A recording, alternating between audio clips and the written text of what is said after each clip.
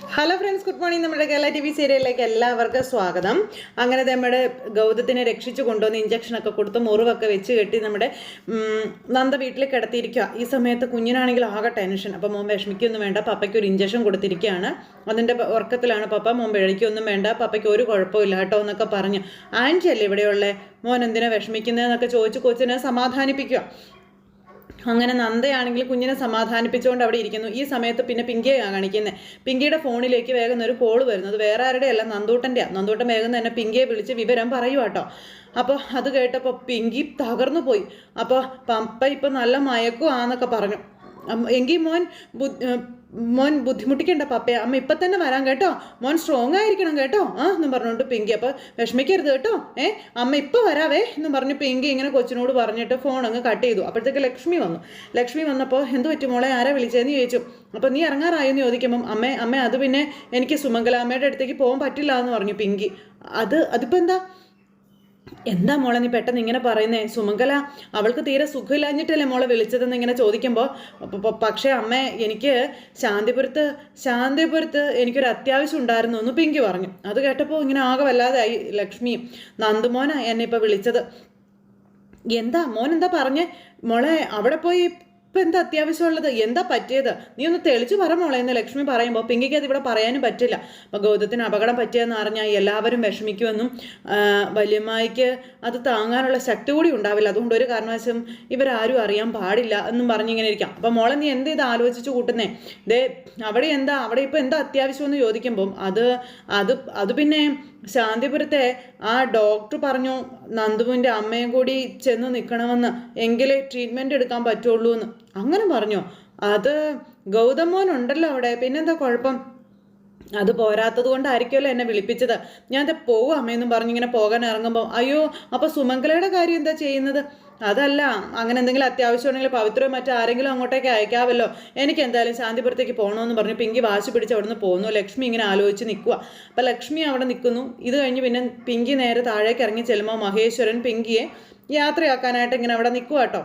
കൈയൊക്കെ പിടിച്ച് മോളെ യാത്രയാക്കുവാണ്. മോളെ എനിക്കൊരു പേടി, നീ വേറെ എന്തെങ്കിലും പ്രശ്നമായിട്ടാണോ ശാന്തിപുരത്തേക്ക് പോകുന്നത്? നീ മനഃപൂർവ്വം ഞങ്ങളോടൊന്നും പറയാത്തതാണോ എന്ന് മഹേശ്വരൻ ഇങ്ങനെ പിങ്കിയോട് ചോദിക്കുക. പറ മോളെ, നീ കാര്യം പറ. അയ്യോ ഞാൻ പറഞ്ഞില്ലേ വല്യമ്മാവ, വേറെ ഒരു പ്രശ്നവുമില്ല, ഒരു കുഴപ്പവും ഇല്ല, നന്ദുവിൻ്റെ അടുത്ത് ഞാൻ കൂടി വേണം, അത്രേ ഉള്ളൂ എന്ന് പിങ്കി. അത് അവർക്ക് ആദ്യമേ പറയാവുന്ന കാര്യമില്ലായിരുന്നു എന്ന് മഹേശ്വരൻ ചോദിച്ചു. അതിന് നമ്മൾ ഡോക്ടേഴ്സിനെ കോണ്ടാക്ട് ചെയ്തിട്ടുണ്ടായിരുന്നില്ലല്ലോ എന്ന് പിങ്കി ഇങ്ങനെ നേരെ ഇവരോട് പറയുക കേട്ടോ. പിന്നെ നന്ദുവിനെ സുഖപ്പെടുത്തി കൊടുക്കാമെന്ന് ഡോക്ടർ പറഞ്ഞൊരു വാക്കിൽ മുന്നോട്ട് പിടിച്ച് നമ്മൾ പോയതല്ലേ എന്നും പിങ്കി ഇവരോട് ചോദിക്കുന്നുണ്ട്. അപ്പോൾ നമുക്ക് ഒന്നും പറയാൻ പറ്റത്തില്ലല്ലോ, നന്ദുവിൻ്റെ കൂട്ടുകാരി. അപ്പോൾ കൂട്ടുകാരിയായിട്ട് നന്ദുവും സംസാരിച്ചു.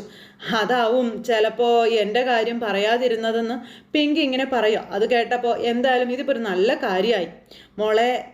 നിർബന്ധമായിട്ട് പറഞ്ഞിരുന്നെങ്കിൽ ഒരുമിച്ച് പോകാമായിരുന്നില്ലേ നിങ്ങൾക്ക് 3 പേർക്കും എന്നൊക്കെ ഇങ്ങനെ ചോദിക്കുകയാണ്. അപ്പോൾ അത് കേട്ടപ്പോൾ ഇതിപ്പോൾ വേറെ കാറ് വിളിച്ച് തനി ആ സ്ഥലത്തേക്ക് പോവേണ്ടതായിട്ട് വന്നില്ലേ എന്ന് ചോദിച്ചു. അപ്പോൾ പോവേണ്ട അത്യാവശ്യം ഉണ്ടെങ്കിൽ പോയല്ലേ പറ്റൂ എന്ന് ചോദിച്ചു കേട്ടോ മഹേശ്വരൻ. അല്ല മോളെ, ഞങ്ങളാരെങ്കിലും കൂടെ വരണമെന്ന് ചോദിക്കുമ്പം, അയ്യോ അതിൻ്റെ ഒന്നും ആവശ്യമില്ല വല്യമ്മാവ, ഞാൻ പോയിക്കോളാം, നിങ്ങളാരും വന്ന് ബുദ്ധിമുട്ടണമെന്നില്ല എന്ന് പറഞ്ഞു. സുമംഗലാമ്മയുടെ കാര്യത്തിൽ നിങ്ങൾ എന്തെങ്കിലും ഒന്ന് ചെയ്തേക്കണേ. അയ്യോ അതെല്ലാം ഞാനും ലക്ഷ്മിയും കൂടെ നോക്കിക്കോളാം, മോള് ചെല്ലാൻ പറഞ്ഞു. അങ്ങനെ യാത്ര പറഞ്ഞു ഇവർ പോകുക. അങ്ങനെ ഇവരങ്ങ് പോയി. പിങ്കി അങ്ങ് പോയി. ഇവരാകെ സങ്കടപ്പെട്ട് നിൽക്കുക. പെട്ടെന്നാണ് ഗൗതം പതുക്കെ മയക്കത്തിൽ നിന്ന് കണ്ണ് തുറന്ന് എഴുന്നേൽക്കുമ്പോൾ കാണുന്നത് നന്ദയെ കണ്ടപ്പോഴേക്കും ഗൗതം അന്തം വിട്ടിങ്ങനെ നോക്കുക. നന്ദയാണെങ്കിൽ ഒന്നും അല്ലാത്തതുപോലെ ഇങ്ങനെ നിൽക്കുക കേട്ടോ. ഗൗതത്തിന് അനങ്ങാൻ പറ്റുന്നില്ല, വേദനയാണ്, നല്ല വേദനയുണ്ട്. ആ സമയത്ത് ഗൗതം നന്ദയുടെ മുഖത്ത് പോലും നോക്കുന്നില്ല. ചെറിയ മുറിവാണെങ്കിലും ശരീരം അധികം അനക്കണ്ടാന്ന് നന്ദ പറഞ്ഞു. വയറിൻ്റെ ഭാഗത്തെ മുറിവ് ചിലപ്പോൾ അപകടം ഉണ്ടാക്കിയേക്കും എന്ന് നന്ദ ഗൗതത്തിനോട് പറയുവാണ്. യു ആർ റിലാക്സ് എന്നൊക്കെ പറഞ്ഞു. അപ്പോൾ എനിക്കൊന്ന് എഴുന്നേക്കണമെന്ന് പറയുമ്പോഴത്തേക്ക് നന്ദ പതുക്കെ പിടിച്ച് ഇങ്ങനെ എഴുന്നേപ്പിച്ചിരുത്തുവാണ്. അങ്ങനെ പതുക്കെ പിടിച്ച് എഴുന്നേപ്പിച്ചിരുത്തി. അപ്പോൾ കുറച്ച് വെള്ളം വേണമെന്ന് പറഞ്ഞു. വെള്ളമൊക്കെ കൊടുക്കുവാണ് നന്ദ. ഗൗതം നേരം വീടും സെറ്റപ്പുകളും കാര്യങ്ങളൊക്കെ നോക്കുക. നന്ദ കൊടുത്ത വെള്ളമൊക്കെ ഗൗതം പതുക്കെ മേടിച്ച് കുടിക്കുകയൊക്കെ ചെയ്യുകയാണ്. ദീദിയുടെ ഒരു വിളയാട്ടവേ. അങ്ങനെ നന്ദ കൊടുക്കുന്ന വെള്ളമൊക്കെ ചേട്ടൻ മേടിച്ച് കുടിച്ച് വേദനയൊക്കെ സഹിച്ച് അവിടെ അങ്ങനെ ഇരിക്കുക. ആ സമയത്ത് ഗൗതം വീടും പരിസരമൊക്കെ ഇങ്ങനെ നോക്കുന്നുണ്ട്. പിന്നെ കൊച്ചിനെ നോക്കുക. ഞാനിത് എവിടെയാണെന്ന് ചോദിച്ചു. എൻ്റെ വീട്ടിലാണ് എന്ന് നന്ദ അന്നേരം പറഞ്ഞു. അപ്പോൾ ഹോസ്പിറ്റലല്ലേ? അപ്പോൾ അല്ല എന്ന് നന്ദ പറഞ്ഞു. ഹോസ്പിറ്റലിൽ എനിക്ക് ഇവിടുന്ന് കുറേ ദൂരം ഉണ്ടെന്നും അവിടെ വരെ എത്തില്ലായിരുന്നു എന്നും പറയുവാണ്. ഫസ്റ്റ് എയ്ഡെങ്കിലും തരാമെന്ന് കരുതിയാണ് ഞാൻ ഇവിടേക്ക് കൊണ്ടുവന്നതെന്ന് നന്ദ ഗൗതത്തിനോട് പറയാം. അപ്പോൾ ഗൗതത്തിന് ഇഷ്ടപ്പെട്ടില്ല. അപ്പോൾ എമർജൻസി സിറ്റുവേഷൻ ഹാൻഡിൽ ചെയ്യാനും അതുപോലെ ചെറിയൊരു സൗകര്യങ്ങളൊക്കെ ഇവിടെ ഉണ്ടെന്ന് പറഞ്ഞു. എന്നെ ഹോസ്പിറ്റലിലാക്കിയാൽ മതിയായിരുന്നു, അല്ലെങ്കിൽ ഗസ്റ്റ് ഹൗസിലാക്കിയാൽ മതിയായിരുന്നു എന്നും പറഞ്ഞുകൊണ്ട് ഗൗതം ഇങ്ങനെ പറയുക. ഇതിപ്പോൾ എല്ലാവർക്കും ബുദ്ധിമുട്ടായില്ലേ എന്ന് ഗൗതം ചോദിച്ചപ്പോൾ സാരമില്ല. അപ്പം സാരമുണ്ട്, എനിക്ക് സാരമുണ്ട്, അധികം സ്ട്രെയിൻ ഒന്നും എടുക്കരുത്, വേദന തുടങ്ങിയാൽ വലിയ വേദനയായിരിക്കും എന്ന് നന്ദ അന്നേരം ഗൗതത്തിനോട് പറഞ്ഞു. എനിക്ക് പോകണം, എൻ്റെ മോനെവിടെ, എനിക്ക് പോകണം.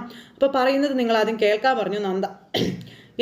എനിക്കിവിടെ നിൽക്കാൻ തീരെ താല്പര്യമില്ല, എനിക്ക് ഗസ്റ്റ് ഹൗസിലേക്ക് പോകണം.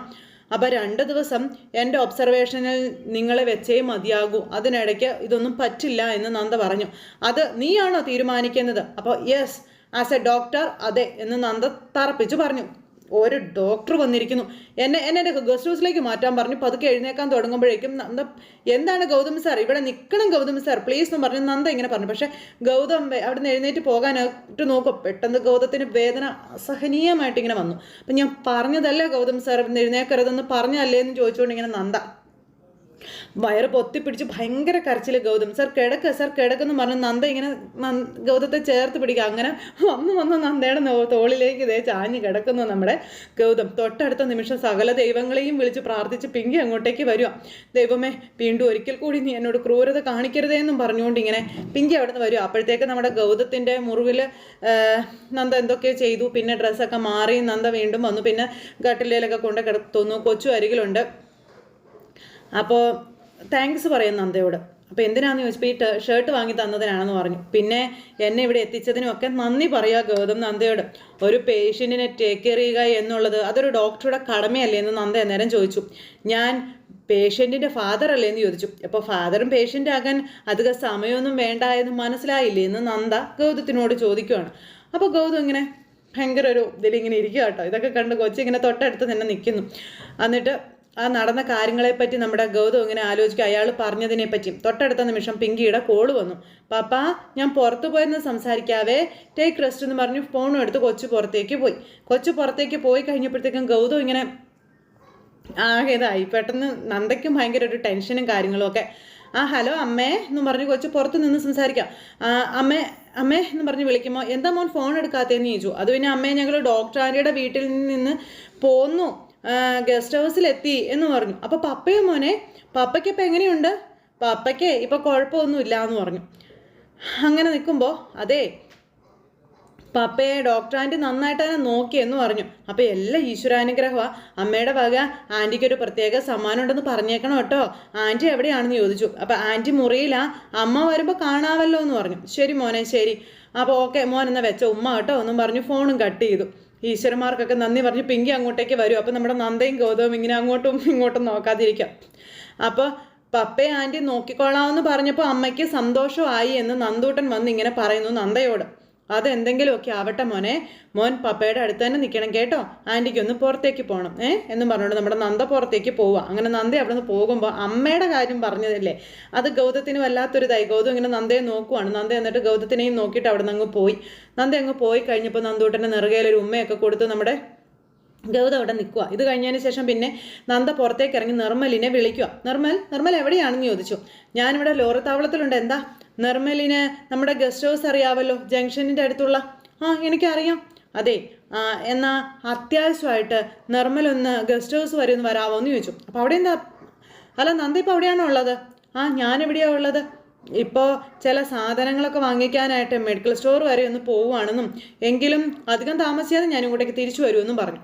അല്ല, ഞാനവിടെ വരേണ്ട കാര്യം പറഞ്ഞില്ല.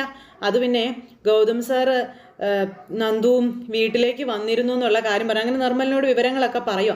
പിന്നെ നടന്നതും കുത്തു കിട്ടിയതും കൊച്ചിനെ കൊണ്ടുപോകാൻ നോക്കിയത് എല്ലാ കാര്യങ്ങളും ഇങ്ങനെ പറഞ്ഞു. ഗൗരിമോളെ രക്ഷിക്കുന്നതിനിടയിലാണ് ഇങ്ങനെ സംഭവിച്ചതെന്നും.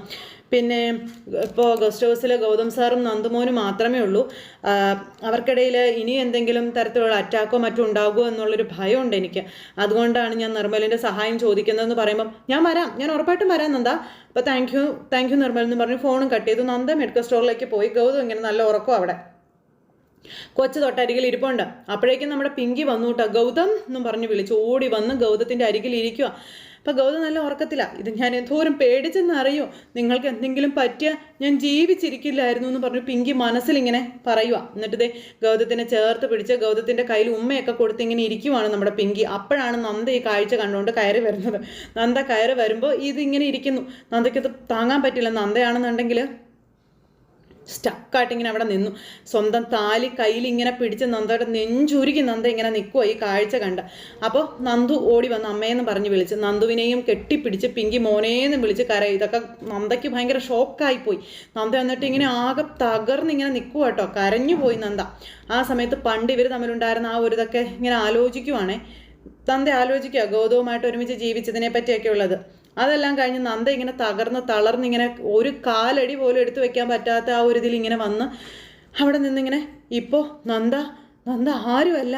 അപ്പോൾ എൻ്റെ മോള് ഇയാൾക്ക് ആരുമല്ല, പുതിയ ഭാര്യ, മകൻ, അപ്പോൾ അതൊക്കെയാണല്ലേ ഗൗതം സാർ എന്നും പറഞ്ഞുകൊണ്ട് ഇങ്ങനെ നന്ദ അവിടെ നിന്ന് ചിന്തിക്കുക. അപ്പോഴാണ് ഗൗതം പതുക്കെ കണ്ണ് തുറക്കുന്നത്. ഗൗതം കണ്ണ് തുറന്നപ്പോൾ പിങ്കി തൊട്ടടുത്ത്. ഗൗതം എന്താ സംഭവിച്ചത്? ഗൗതം എന്താ പറ്റിയത്? എന്താ സംഭവിച്ചെന്ന് പറയാൻ പറഞ്ഞു. അപ്പം അതൊക്കെ ഞാൻ പറയാം, ഒന്നും പറ്റിയില്ലല്ലോ എന്ന് ഗൗതം പിങ്കിയോട് പറയും. അപ്പോൾ ഗൗതം പെട്ടെന്നാണ് നന്ദയുടെ കാര്യം ആലോചിച്ചത്. പിങ്കി അവിടെ കെറ്റിലിരിപ്പുണ്ട്, കുറച്ച് വെള്ളം ചൂടാക്കി തരാമോ എന്ന് ചോദിച്ചു. പിങ്കി വേഗം തന്നെ വെള്ളം ചൂടാക്കുന്നപ്പോഴത്തേക്കും പുറത്തേക്ക് നോക്കും നന്ദ എവിടെയെങ്ങാനും ഉണ്ടോയെന്ന്. പെട്ടെന്ന് നിർമ്മൽ കയറി വരികയും നന്ദ തല കറങ്ങി വീഴുകയും ഒരുമിച്ചായിരുന്നു. ആ സമയത്ത് നമ്മുടെ ഗൗതം പതുക്കെ ഇങ്ങനെ എഴുന്നേറ്റ് വന്ന് ഗൗതം ഇങ്ങനെ പുറത്തേക്ക് ഇറങ്ങി. ഗൗതം പുറത്തേക്ക് വരുമ്പോൾ കാണുന്നത് നിർമ്മൽ നന്ദയെ ഇങ്ങനെ തോളിൽ ചായച്ച് ഇങ്ങനെ കിടത്തി നിൽക്കുന്നത്. അത് പാവം നന്ദ തല കറങ്ങി വീണപ്പോൾ നമ്മുടെ നിർമ്മൽ പാവത്തിനെ പിടിച്ചു നിർത്തിയതാണ്. ഇത് കണ്ട് ഗൗതത്തിൻ്റെ ചങ്കങ്ങ് കലങ്ങിപ്പോയി. നന്ദ അപ്പം സെയിം കാഴ്ച അപ്പുറം ഇപ്പുറം രണ്ടുപേരും കണ്ടു. ഗൗതവും തകർന്നിങ്ങനെ നിൽക്കുക. നന്ദ എന്ന് പറഞ്ഞു നിർമ്മൽ വിളിക്കുന്നു. ഗൗതം അതുപോലെ തന്നെ അകത്തേക്ക് കയറിപ്പോയി. ഈ സമയത്ത് നന്ദയെ കൊണ്ടുവന്ന് അവിടെ ഇരുത്തിയിട്ട് വെള്ളം വേണമെന്ന് ചോദിച്ചു. അപ്പോൾ കുറച്ച് വെള്ളം വേണമെന്ന് പറഞ്ഞു. അപ്പോൾ കുടിക്കാൻ വെള്ളം തരട്ടെ? അങ്ങനത്തെ നന്ദ അവിടെ കണ്ട കാഴ്ച നന്ദയുടെ തല കറങ്ങി ഇങ്ങനെ നിൽക്കുന്ന ഒരവസ്ഥ. ഗൗതം ഇവിടെ കണ്ട കാഴ്ച അതും തല കറങ്ങിയിരിക്കുന്ന ഒരവസ്ഥ. അങ്ങനെ നിർമ്മൽ കൊടുത്ത വെള്ളം മുഴുവനും നമ്മുടെ നന്ദ കുടിച്ചു. അപ്പോൾ ഇവിടെ പിങ്കി ഉണ്ടെന്ന് പറഞ്ഞു. അദ്ദേഹത്തിൻ്റെ മകൻ്റെ അമ്മ എന്ന സ്ഥാനം പിങ്കിക്ക് കിട്ടി എന്നുള്ള കാര്യം നമ്മുടെ നന്ദ നിർമ്മലിനോട് പറയാം. താൻ നേർക്ക് നേരെ കണ്ടുവന്നു, എല്ലാം അവൾ നേടിയെടുത്തു എന്ന് പറയുമ്പോൾ പിങ്കി അത് ആഗ്രഹിച്ചിരുന്നോ എന്ന് നിർമ്മൽ ചോദിക്കുക. അപ്പോൾ ആഗ്രഹിച്ചിരുന്നു എന്നുള്ള കാര്യം നന്ദ പറയുവാണ്. വളരെ നേരത്തെ തന്നെ അവൾ അത് ആഗ്രഹിച്ചിരുന്നു എന്ന കാര്യം പറയണം. ഞാനും ഗൗതം സാറും കാണും മുന്നേ അവൾ ആഗ്രഹിച്ചതാണെന്നും പറഞ്ഞുകൊണ്ട് നന്ദ കഴിഞ്ഞ കഥകളൊക്കെ നിർമ്മലിനോട് പറയുവാണ്. അവൾ വിജയിച്ചു, എന്നെയും എൻ്റെ മോളെയും അവൾ തോൽപ്പിച്ചു എന്നും നന്ദ ഇങ്ങനെ പറയാം. അവൾ ആഗ്രഹിച്ചതെല്ലാം നേടിയെടുത്തു എന്നും നന്ദ ഇങ്ങനെ പറയുക കേട്ടോ. അപ്പം നന്ദ അതൊക്കെ പറയുന്നത് കേട്ട് നിർമ്മൽ ഇങ്ങനെ ആകപ്തായിട്ട് നിൽക്കുക. അപ്പോഴേക്കും അമ്മേ എന്നും പറഞ്ഞ് ഗൗരിയും നളിനിയും കൂടെ അങ്ങോട്ടേക്ക് വന്നു. അമ്മേ എന്നും പറഞ്ഞ് ഓടി വന്നു കുഞ്ഞിങ്ങനെ അമ്മയുടെ അടുത്തേക്ക് ഓടി വരുക. അപ്പം നളിനി ചേച്ചി ഉണ്ട് കൂട്ടത്തില്ല. അമ്മേ നന്ദുവും പപ്പയൊക്കെ എവിടെയാ എന്ന് ചോദിക്കുമ്പം അവർ റൂമിലുണ്ടെന്ന് പറഞ്ഞു. അമ്മേ നമ്പർ എത്രയാ അമ്മേ എന്ന് ചോദിച്ചു കേട്ടോ. അവർ 201 മോളെ ഉള്ളത്, ഞാനിപ്പോൾ കണ്ടിട്ട് വരാമേ എന്ന് പറഞ്ഞുകൊണ്ട് നമ്മുടെ ഗൗരിക്കുട്ടി അകത്തേക്ക് കയറി ഓടി കാണാനായിട്ട്. അപ്പോൾ എന്താ നന്ദ ഡോക്ടർ എന്ത് പറ്റിയെന്ന് നാളിനി ചോദിച്ചു. എന്തെങ്കിലും പ്രശ്നമുണ്ടോ എന്ന് ചോദിച്ചപ്പോഴത്തേക്കും നന്ദ അവിടെ ഇരുന്ന് ഇങ്ങനെ കരഞ്ഞുകൊണ്ട് അങ്ങനെ ഇരിക്കുവാണ്. അങ്ങനെ ആ ഒരു സിറ്റുവേഷൻ കാണിച്ചുകൊണ്ടാണ് ഇന്നത്തെ നമ്മുടെ കഥ അവസാനിച്ചത്. അപ്പോൾ എല്ലാവരും കാത്തിരുന്ന് കാണണം കേട്ടോ. എല്ലാവർക്കും നല്ലൊരു ദിവസം ആശംസിക്കുകയാണ്. എല്ലാവരുടെയും സപ്പോർട്ടിനും സ്നേഹത്തിനും ഒത്തിരി നന്ദി അറിയിക്കുവാണ്. അടുത്ത സൂപ്പർ ഹിറ്റ് കഥകളുമായി കാണുന്നത് വരെ എല്ലാവർക്കും നന്ദി. So you can take care. Bye bye, Tata.